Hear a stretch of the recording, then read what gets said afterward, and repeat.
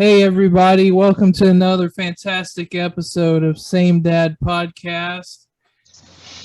It's me, Jesse, and my sister Kellie. How are you doing today, Kellie? I'm great, Jesse. How you guys doing? Oh, pretty good. We just had a pretty fun weekend. We went to Emmitsburg, Iowa, so Nicole could visit her great grandfather, which would be Eli's great great grandfather. He had Nice. from my understanding, he had fell at home and went to the hospital, and now he's in the local hospital in his town there in Emmitsburg, and we drove there. I think it's just south of the Minnesota border. Met up with some family and had a really good time. So Nicole saw her grandfather, who he stayed with, and then her great grandfather, who she visited in the hospital. It was unfortunately, with COVID and everything, you could only have one person in there at a time, and they set it up where you reserve a day with that person, whoever the patient is. So Nicole got Saturday, so she went in there with her mask on and spent a few hours talking to him, and they had a really good conversation. And I pulled around the back of the building and walked Eli up to the window of his room, and then sweet. we stood in the window and looked in and waved for a little bit. I tried to not look like a total creeper wandering around in the courtyard of a hospital. I told Nicole, I said, well, just send me a photo out your window and then I'll kind of see where it is, So I narrow it down to somewhere in the back of the building. And I go around and I park. And this is a Saturday, so like there's not too many employees there, probably just like a half crew or something. So I don't even think anybody knew I was lurking around out there. And I grab Eli and I start walking up this hill. I'm trying to match up, what the view might be. And a lot of these old folks had these really elaborate bird feeder setups that probably their loved ones set up outside the window, people that have to spend a long time in there. And I'm walking up there scaring all them damn birds away. All these birds are flying off. I'm thinking, oh man, somebody's gonna see me out here. The wildlife is just gone. I just scared the wildlife completely off the premises, and I got Eli, and I'm standing around trying to figure, man, which window is this? I don't want to just go up to somebody's window if it ain't him. But we eventually figured it out after 5 windows. Yeah, some old broad. A couple of cardiac arrests and yeah, I peeked in on a 98-year-old lady getting a bubble bath. Oh, geez. And then another one was eating coleslaw, so I don't know what was grosser. But must have been haddock on the menu that day. The mush. Oh man. Yeah. So how's he recovering? Is he going in the right direction, or is he just kind of maintaining? What's his status? He's good. Good frame of mind. From my understanding, he's got some pins in both of his legs. He was already in like an assisted living situation. I think he's 90-something years old, and his wife is in the same assisted living building too, and she has Alzheimer's, and I guess she recognizes him as Jerry, but not her husband Jerry, which is kind of yeah, you know how it was. Remember Grandma Barbara? Yeah. Yeah, it's tough. Growing old's a motherfucker, man. Like I don't want to do it. You know, it's so yeah, I mean he's in good spirits and everything, and they had a good time visiting. I remember, well, they raised 9 kids, and I remember they came to our wedding, Nicole and I's wedding, and they did the couples dance, you know, where the dude says how many people have been married for 5 years, and then they get off the dance floor and they number up, you know, then 10 years, then 20, and I think they were for sure the last ones up there, and it was like 60 or 70 years then. Wow. And yeah, that's pretty wild. I'll always remember that. And you know, it seems like another thing I'll remember too is speaking of weddings, not to bridge too far off, but I attended a wedding and a wedding reception over the summer, and the wedding reception, there was an old couple that won the same game. They went about 65 years, and it's funny because the older lady, the wife, I had told her that Nicole didn't pack me any socks or a belt for this wedding reception, and I wear my pants extra baggy, and so I have to have a belt because I got a big gut and chicken legs, so I got to offset it with huge baggy pants. So I wear my pants big, and then I belt them up. So Nicole didn't pack me no belt and no socks, and this reception had like 400 people in it. It was at a casino somewhere in the middle of Iowa, and I remember when I realized I didn't have no belt, I went up to the dude at the front desk. I thought, well, hell, I just asked if he has a belt, you know. I said, hey, bro, I forgot my belt. You got any belts in the lost and found that I can just borrow for a couple hours? And then he asked his supervisor, who looked like Paul from Wonder Years, maybe made some bad decisions in life. And he wouldn't let the dude give me that belt. So I didn't have a belt or socks. So what I ended up doing was I took a shoelace out, used it as a belt to hold my pants up, and then I just walked around barefoot. So I'm in all 400 of these people walking around barefoot, drinking my Miller Lite with a shoestring holding my pants up. Is that a real story? Yeah, are you kidding me? That's 100%, no joke.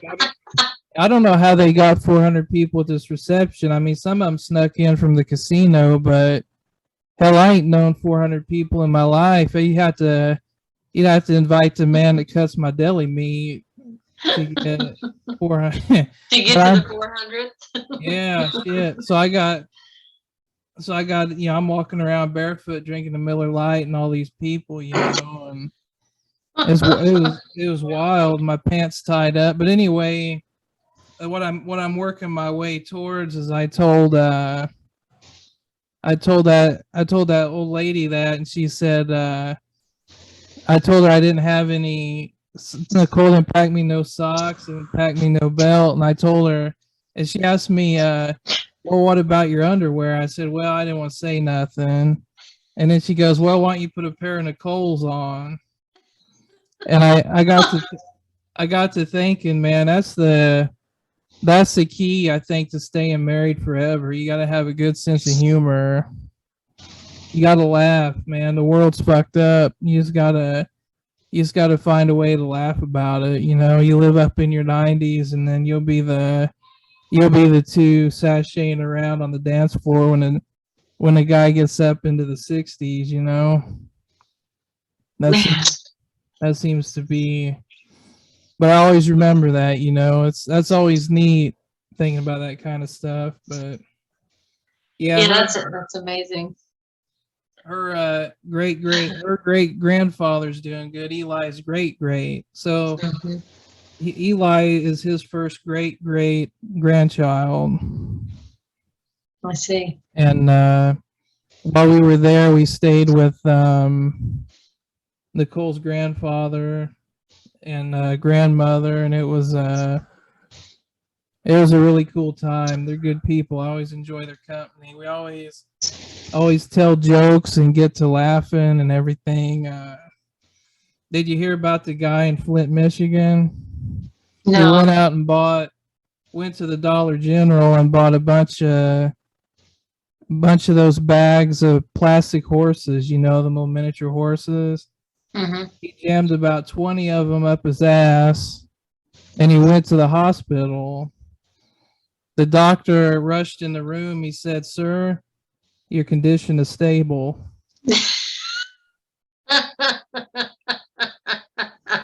I told Grandpa John I'd quote him on that. That's his joke. So if you're listening, I got you. To Grandpa John. Yeah, that was a good one. I'll remember that forever. But yeah, they're good people. I had a good time. We visited, you know, different members of the family.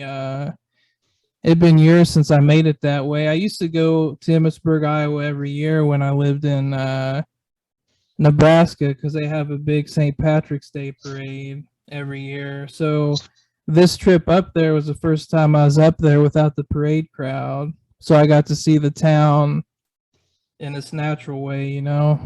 Yeah. The proper population. Yeah. Yeah. It was pretty cool. So if you think about it, really the last 2.5 weeks, I mean, we rolled into Indiana for the family reunion. Then we went and spent three days at the nation's biggest state fair in Iowa, and then that next weekend we went to Emmitsburg to see family. And you know, it's hard to believe that family reunion was only like 2.5 weeks ago, after like all the stuff we've done. Just staying busy. Like we'd get in on like a Monday night, and then we'd roll out again Friday morning, Thursday night, you know, and lived out of a duffel bag there. It was just like boom, boom, boom, you know, stuff going on. You guys have always been really good travelers, though. I mean, it was, I remember Nicole telling me more than once that she was kind of the, for lack of a better way of saying it, like the spatial specialist. She was the professional packer. And at the time, you know, Eli was really little, so he had a lot of gadgets and bags and toys and all the things that you bring along. And so you guys are kind of like traveling professionals, really. Not that that's what you want to do forever, but yeah, I mean, I know that you guys have it in you. It's not boring. Yeah, and yeah. I'm traveling, but I ain't playing no concerts and taking no bumps in a wrestling ring, but I'm traveling. Yeah. I think maybe one of these days, this gig here, maybe I'll get up on stage, do some comedy or something, you know, to branch off in other projects. But yeah, traveling's weird because you can, you know, you eat breakfast with your folks in the morning and then you hit the road, and that night, you know, you're back at your own place again in another state trying to think, you know, what do you want to do for dinner, Chinese or pizza, you know? That's crazy. It's just like you know, you just get some music going or a real good podcast, you know, I could recommend a good one.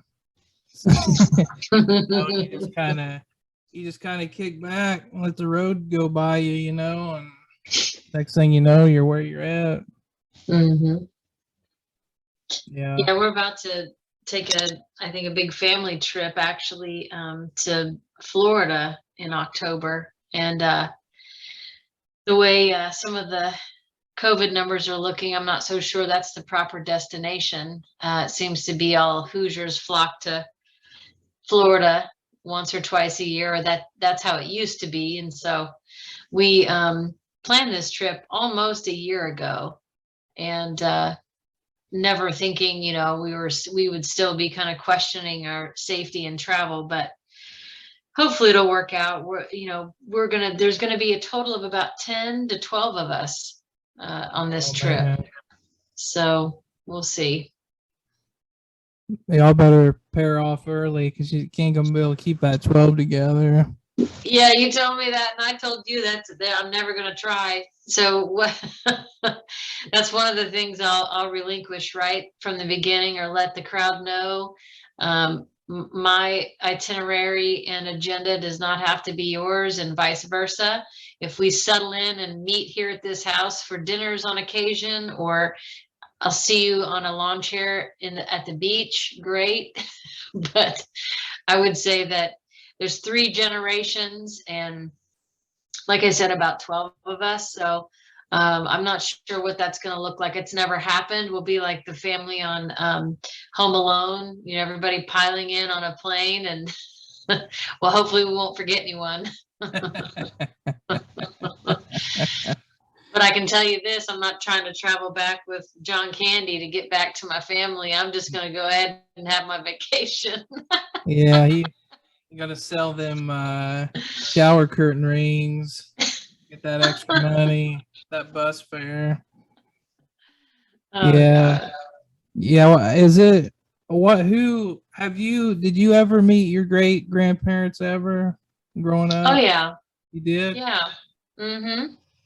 Let's see. I was thinking the other day, is it possible for it to do great greats?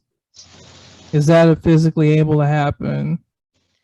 You're going to make me do math, and I'm not sure. I mean, I guess if you really wanted to say if children were born to each generation's mother at like 15, I mean, that's maybe a start to kind of do the math. But so 15, grandma at 30, another grandma at 45, and then another grandma at 60. I mean, I suppose it could be three out. Yeah, that'd be crazy. Yeah. I always wanted to get one of those generational pictures, but in my family, at least on my mom's side, it seems like all of us had our babies very late in life. I think my grandmother actually had my mom at 40, which was really an unusual age. And I know your mom or your grandma, I don't know how old she was when she had her last baby, but because that was a large family, I'm sure she was an older mom, like when Robin was born. And so it's just, it's kind of interesting to think, my family could never have those generational pictures because we all had babies at 40, well, one at 20 and then one at 34. So we weren't on pace for the big generational picture. Yeah. But yes, I did. I met our great grandparents. I'll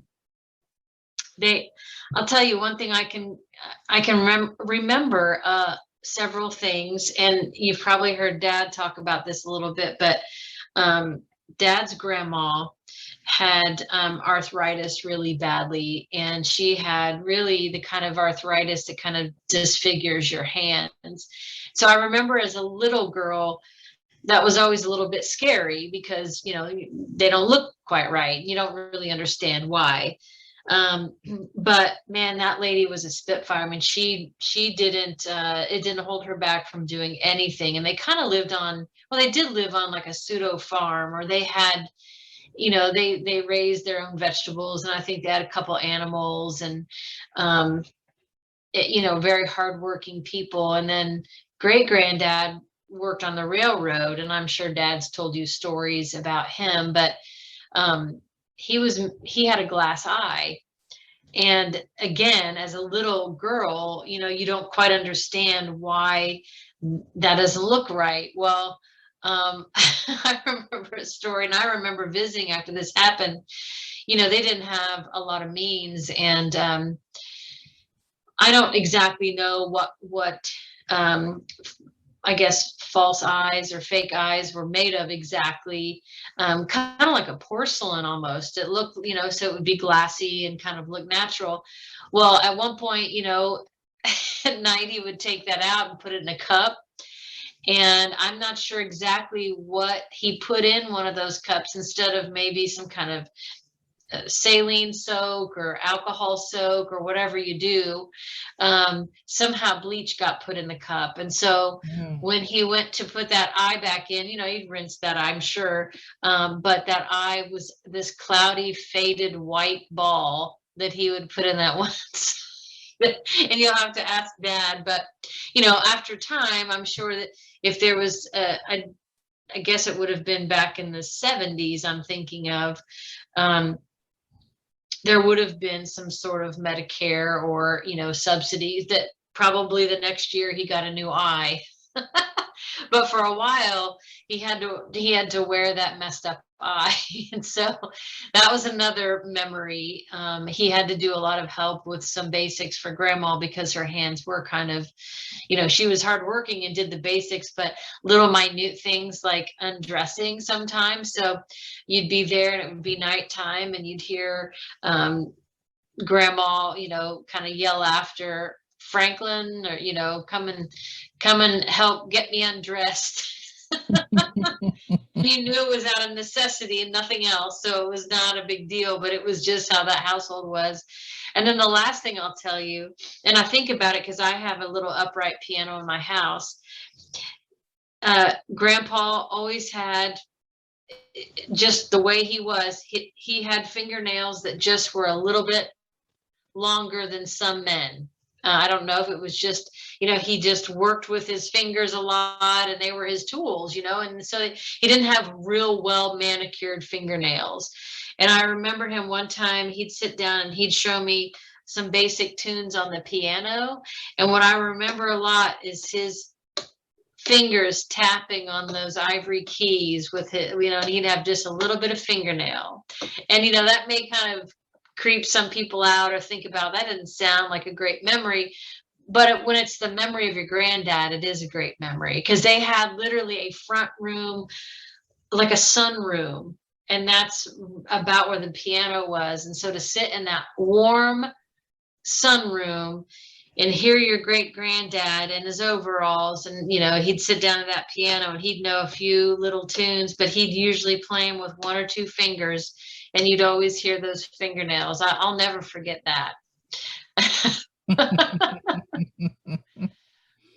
Yeah, so I have a picture, and if it was nearby, I'd show you.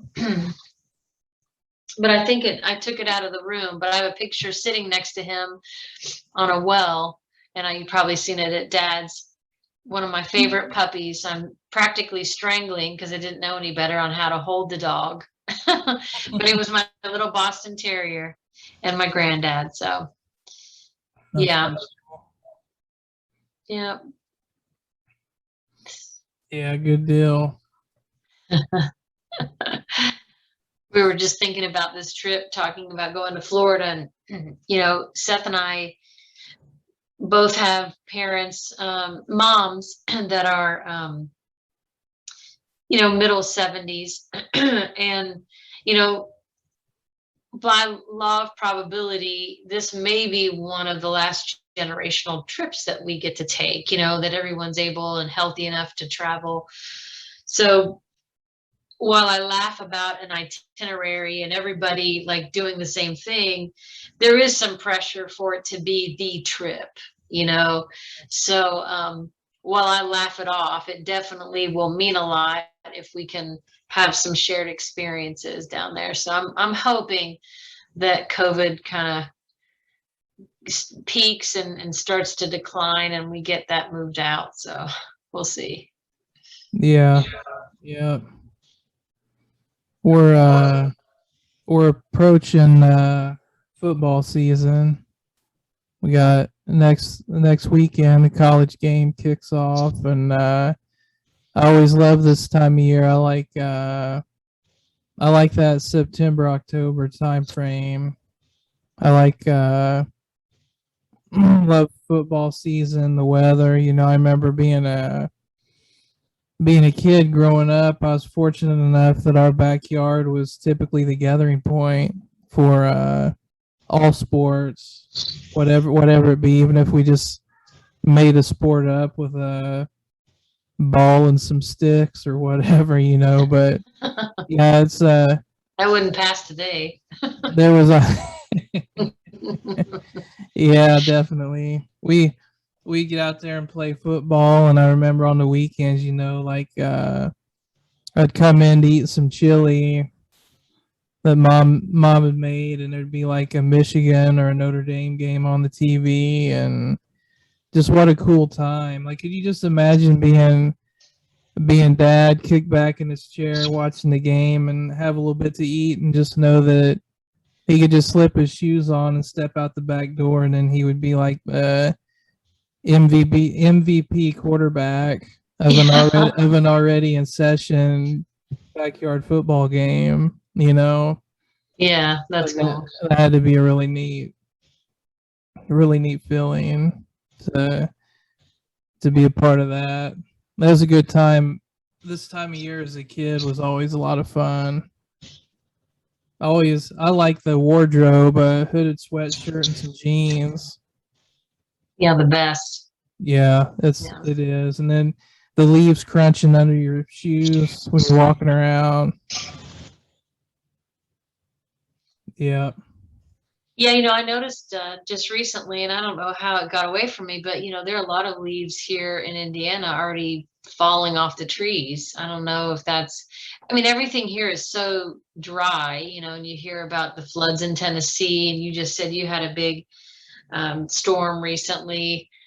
Just everything just seems kind of prematurely dying at this point, I guess, just with all the string of really hot temperatures. And so I'm not sure, traditionally how the fall's going to feel this year with all the unknowns, but I can tell you that, well, and dad jokes about this too. I would visit often on the weekends as a kid, so I get to kind of get a snapshot of some of those experiences that you're talking about, because I didn't live there year round, but what I do remember is when I would go, those times were the times when it didn't take me long. I'd be there for maybe about an hour, and I would just like take a nap. That you're like in a comfortable zone, and everything's right in the world when you can just, like, within an hour of being someplace, you're ready to drift off to sleep. And that's how it always was at Dad's house, especially in the fall.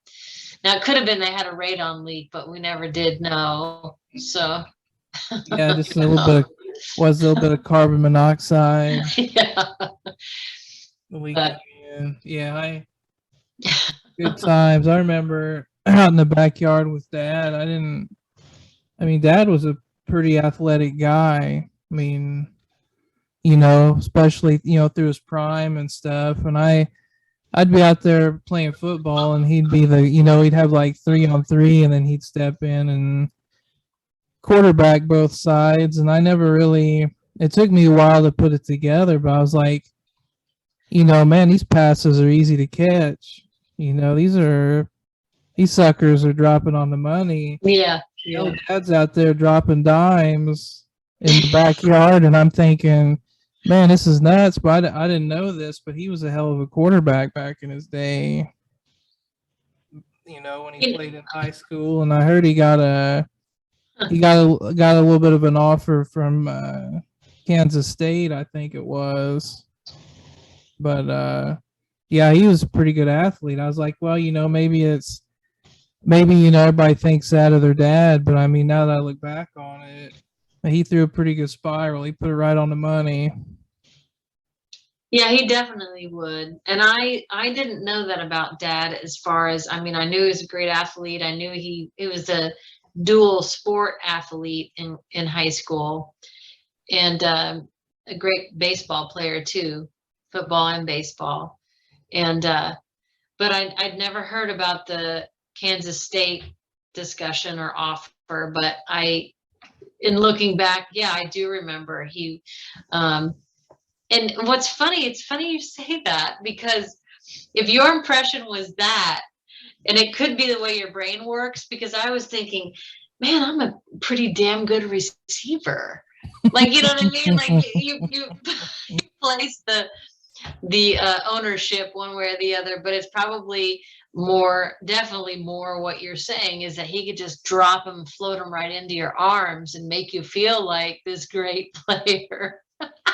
Yeah, I That's didn't funny. know. It took me a long time to figure it out because, well, I couldn't hardly ever throw a football worth of shit anyway myself. And man, he could just drop him in. So hopefully Eli won't expect the bar to be set too high for his old man.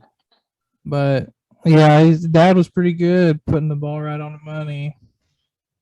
He always made it feel like you were part of some really elaborate play too, and these are probably just pretty standard routes, but it always felt like he had some, especially if there were 2 or 3 or 4 kids in the mix, he'd really try to mix it up and kind of create a situation where you really juked or got around your defender. And yeah, he always made it fun in that way. He would definitely have kind of an idea in mind. And looking back, you're absolutely right. That's so funny. We're gonna have to say something to him about that. We're gonna have to put him to the test and see if his skills are still there. Have you thrown a football with him lately? No, it's been a long time. Been a lot of years. Yeah, I probably got a few. I got a few out routes left in me, or maybe that's trips to the outhouse. I don't know, but I could probably run and turn around and maybe not fall on my ass. So yeah, maybe one of these days we'll have to get out there. That's what I always think of when I go home to visit, walking across that backyard. And I guess it'd be like walking across that backyard would be like probably if I don't know, if like Brett Favre walked across Lambeau Field when it was empty or something. You just all the touchdowns and all the craziness that went on back there. You can like hear the voices and screams and celebrations in the background, like quietly. Yeah. If they build it, that they'll come, or Yeah. whatever. Field of dreams. Yeah. If we throw it, we'll fall down. I don't know. Yeah.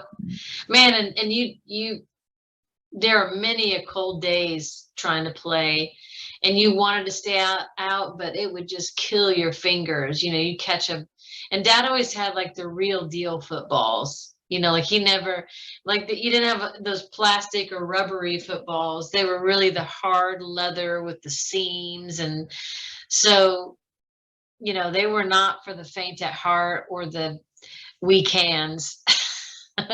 Yeah. And, one finger jam and it's too cold and I want to go in, but for some reason you didn't want to disappoint, or you wanted to keep it going, so you just kind of overlook it. But man, yeah, those were fun times though. Yeah, a lot of good times. I remember there's a neighborhood kid come over one time and we were playing 2-on-2, and Dad was under the house working. They got that crawl space under there.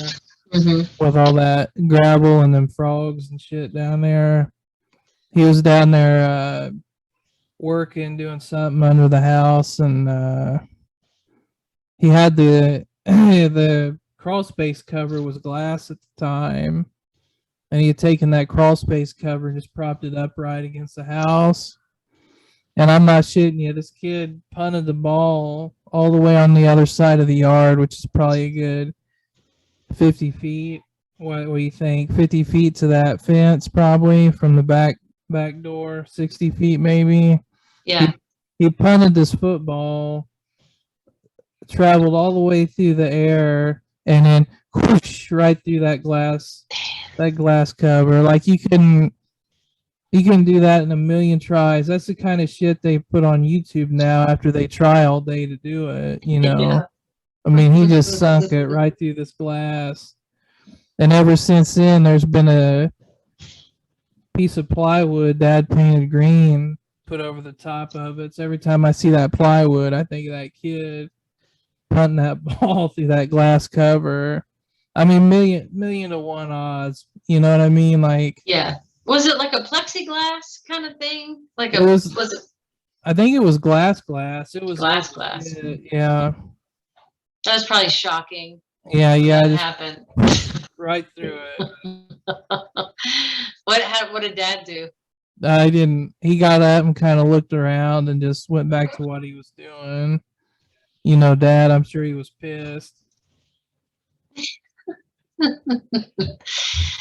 Yeah. Just weird shit like that always happens, you know, like just a one-off deal that it would fly all the way through the air and go right through that window. Crazy. Well, the one thing is, you talking about him covering it with that wood and painting it. His dad was very much like that. So if something needed repaired, or maybe he wasn't willing to spend for the full replacement of what had been there, there was often some other rig that would, be produced, and it would usually involve plywood and a lot of paint. And that's kind of like his dad. So if you remember Papa, there was a period of time where I think he must have bought a big gallon of green paint, because there was green paint galore in that backyard for a while. Oh yeah, I was lucky enough to be a young child during some of our trips to Big Lots. There would be, I don't know how the scenario came about, but it would be me, Mom and Dad, and Mama and Papa at Big Lots. And if people don't know what Big Lots is, it's kind of it's a discount store, but back in the day, it used to be like rugged as hell. Like this shit would still just be on the pallets, or just all the aisles would just be kind of a mess, and you just kind of pick through stuff. Like you get discounts on some peanut brittle because the labels are upside down on the cans. You know what I mean? One of them kind of places, and he always go for that yellow and orange paint. You get a good deal on that yellow and orange paint. He'd just slop it on everything. And one time he rigged up. They had a dog that they kept out in the kennel. He would do all kinds of funny stuff. He cut a hole in the side of his garage and put the dog kennel against the exterior of the garage, and then he rigged it up to where there was a book, like a dresser, like a clothing dresser with drawers, and he would put the dog in and out of that kennel through the hole, through the flap, by putting it in the bottom drawer and then closing it, and then the dog would come out the back into the into the into the kennel. Like the Lion, the Witch, and the Wardrobe. You go into like Narnia on the other side. Yeah, like Fraggle Rock. Yeah. That's And awesome. and he'd weld shit together that wasn't normal, but it made sense. Like he'd put maybe a garden tool on the end of a broomstick or a metal rod or something, and just all kinds of stuff. He was like a backyard engineer. I mean, without the formal training, but yeah. And Dad's kind of the same way, wouldn't you say? I mean, he has definitely those tendencies. He can kind of create a tool that he needs, or a solution. I mean, but you and I both see, he'll go to the hardware store and purposefully get things that he thinks he can kind of recreate or build something without having to buy it pre-made. And that must be something in his DNA that he got from his dad. One Which I'm badass. not mad at, but it's just one badass thing he did. Did you see he put a gutter on the end of a leaf blower? Did you see that? yeah, describe it to me. He put like a he put like, it was like an 8-foot gutter, like the enclosed gutter, like a downspout. Oh, downspout, yeah. Yeah, he put the downspout in the opening of the leaf blower, then put an elbow on there, so now he can blow the leaves out of the gutter from the ground. So he created a tool that would kind of angle up into the gutters to blow them out. Yeah, that's kind of genius, actually. Is there such a thing already on the market? I don't know. Maybe that's what he is. He's kind of a prototype guy. Yeah, I remember he would make me. He made a pretty elaborate bottle rock shooter one time for me. Bottle rockets for 4th of July. He put some. He found some old piping and nailed it to a board at an angle, where you could just put them right in there and shoot them off. Just all kinds of just little clever things. He would have been great. I don't know if you ever had a Rube Goldberg assignment, but for him to create one of those, like the mousetrap style concoctions, we did something like that with Emma here one time, and I was just that triggered a memory where Seth brought home some sort of I wish I knew, it had something spring loaded about it, and I can't explain exactly, but it was a part off of a car, literally. And our goal was to create a Rube Goldberg where at the end it would pump some hand sanitizer. And so I remember this thing. It might have been like the lock system within the car, like electric lock or something, but something triggered it. And so it was one of those things. Mom, I have to have 5 steps that will actually, I want to pump hand sanitizer.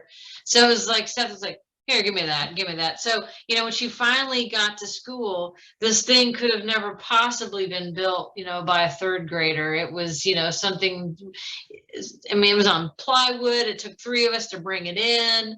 And if you got your hand too close to this mechanism, it just might pinch it. We didn't think about the safety. It was like, well, hell, it pumps. Isn't that an A? Well, get your hand back, Johnny. If he's not smart enough to get away from that, that's his fault, But it was I don't know, made me think about that, but that I always enjoyed doing those projects, and that was something it seems like Dad would have enjoyed, is taking on that or Rube Goldberg.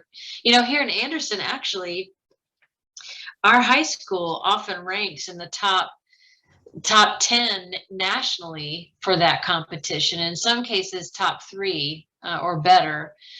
We have a great coach out there that he's very mechanically gifted, and he really is a great teacher, and his students do well in that competition. It's just one of those little niche things that our school is really good at.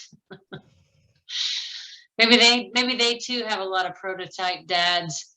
Yeah, maybe that's just an Indiana thing. Maybe it is. Yeah, Dad made me magnetic boxers one time for my science project. He took a tray and put little pipe cleaner ropes up, made it into a boxing ring, and then took some old army men I had and chopped them up and painted them to where they had boxing trunks on, and put pipe cleaner arms on them and little red beads for gloves, and put magnets underneath the stand, so you take magnets underneath the tray. Oh yeah. And you'd have the boxers move around like they're fighting. Yeah. I still have that, I think, somewhere. Yeah, that's awesome. Yeah, it's pretty cool. Yeah, I remember Dad getting those out when he was you know, in his younger years, just it was just kind of a craft hobby kind of thing he did, and he'd build a whole team or a fleet or two full teams, you know, and sometimes get his model paints out and, you know, really embellish the uniforms, but for the most part, just their functionality was the most important, and he'd have the, you know, they'd have them moving in some sort of play or formation, and all with magnets underneath, but manually. Yeah, he was really creative when he was doing that. Yeah. If you're a popcorn kernel made the best Notre Dame helmet. Yeah, I remember. Oh, Yeah, that was neat stuff. He made me one of them one time for Christmas, and yeah, it's neat. It's neat. Homemade shit. It's always fun to get as a gift. It's always do you pretty still happen to have it? I don't know if I have the football field anymore. I know I got those boxers somewhere, but the football field happened when I was so young that I Yeah, know the odds of me still yeah. having that are pretty slim. I mean, I was probably like 6 years old, maybe. So, but yeah, it was neat. He'd build it from the 50-yard line to an end zone. So you'd drive from the 50 in, and then you'd flip the ball was a magnet, and you'd flip it through the net, through the goal, and it'd stick to the crowd. And the crowd was neat because he would take splotches of paint, and then that would be the crowd. You know, you just make dots on the backdrop. Yeah, I remember. Yeah, that was pretty neat. He was kind of ahead of his time in that way. You know, they did that very thing with the it's different but kind of the same. If you noticed, if you watched any of the Olympics, knowing they weren't going to have any crowds in those big stadiums they built, they literally repositioned the chairs to have different color configurations so that the eye would be tricked to kind of think that there was a crowd. I thought that was kind of interesting. Or the cardboard people in baseball last year. Well, yeah, definitely that. That's I mean, that was weird. Why the hell did that even become a thing? I don't know. Were those people actually buying I mean, like how did their faces get there, and who was producing those faces? Did they purchase them just so they could be in the crowd? Yeah, I don't know. It was weird. There were babies and dogs and movie stars and just weird shit in the crowd, just cardboard. It was a strange, like, what sense is that? What's that doing? I don't know. It was strange. I guess any way to make a buck, I guess. Yeah. It reminded me of like old video games with the crowd that didn't move. They just kind of, maybe they moved like 2 frames, but they were basically stationary people. Yeah. And then they only had 2 moves. So but every third person had their own sequence of those 2 moves, which made it look like a lot was going on. Yeah. Something I noticed, and Graham just got a golf game of some sort. And I mean, this is like, I don't know what level of PlayStation we're on by now. So, you know, don't hate me for not knowing. But anyway, he got a pretty recent game. You know, it's at least PlayStation 4 or above.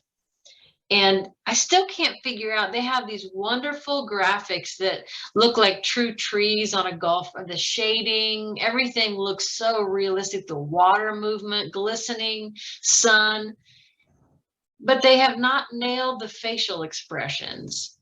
Like, that's the part, I guess that's the last frontier. You know, it's got like a wonderful shot. He'll be embellished with this great bucket hat and this detailed outfit and his movements. But he's got like a smile and a stern look, and you can't tell, you know, is he happy about what's happening, or but so to me, it kind of, that's the last reminder that this is simply, you know, digital. But at first glance, you're like, wow, where's that course? That's a beautiful, beautiful water scene. No, it's not. Look, the guy, he looks pissed. And and he just got a hole in one. Is he happy? Yeah, they still got a lot. They got a long way to go.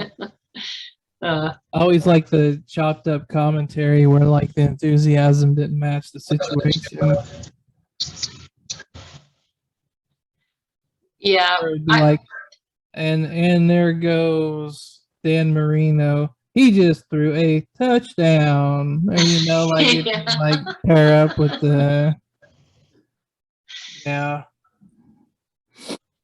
Yeah, this it's Tuesday as we record this episode, and it got me thinking that today would have been Riley's 11th birthday.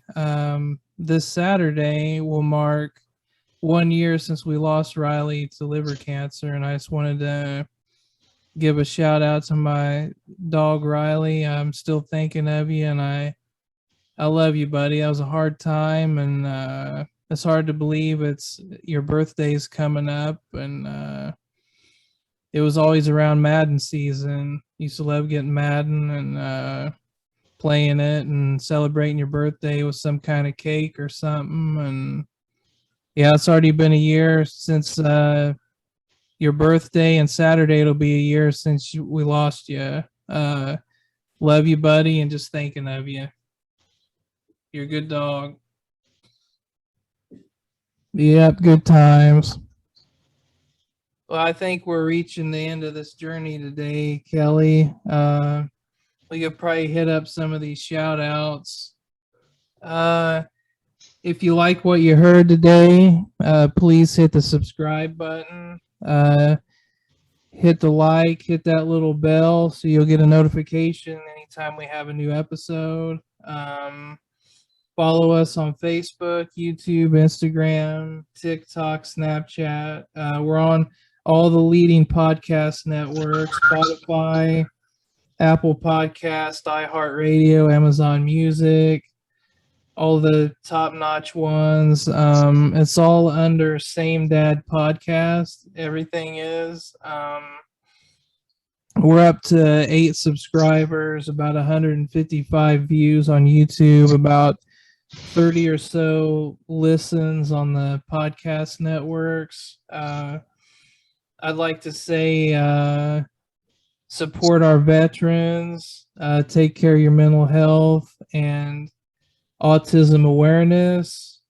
And I always like to name off a song. I'll pay homage to the guys in Texas I used to work with, and some of the folks in Kentucky, and me and my old man while we're at it. We're all fans of Gary Stewart, so I'd like to do Gary Stewart. She's acting single. I'm drinking doubles. That's a really good country music song. Jukebox at the bar kind of music. Toe tapper. All right. Well, you know me, I kind of, I'm a loss for words. You kind of speak for us a lot here in your shout outs. We have similar wants for our listeners to take care of themselves, be good to your neighbor, listen, you know, don't be too quick to judge, get your information from credible sources. Do the right thing. And if I had to say there was a song recently that's been on my mind, I would say my son reintroduced the band Living Color to me, a Cult of Personality. My son is honing his craft and playing the guitar, so he was pretty impressed by some Vernon Reid. So we are trying to stay focused and hope everyone is doing well and taking care of each other. It's interesting that you mentioned that band because CM Punk made his wrestling return to AEW, and that's his entrance song. Really? Yeah, so that's pretty awesome. Well, we're jamming it here, so must have been thinking on the same wavelength. Yeah, I got to meet him once or twice. I was waiting in line to take a shit, and there wasn't nobody in the bathroom, and he started laughing. And then another time I met him at another show, just kind of asked him about a match he had coming up. But yeah, that's pretty cool. Pretty cool coincidence. All right. Well, take care, Jess. And All right. If you guys need to book us for any entertainment, hit us up on SameDadPodcast, Gmail, or SameDadBusiness at Gmail. We'll be happy to make an appearance. We'll announce your chicken leg eating contest or demolition derby or whatever you got. All right. We love you all, and thanks for listening. Love each other and take care.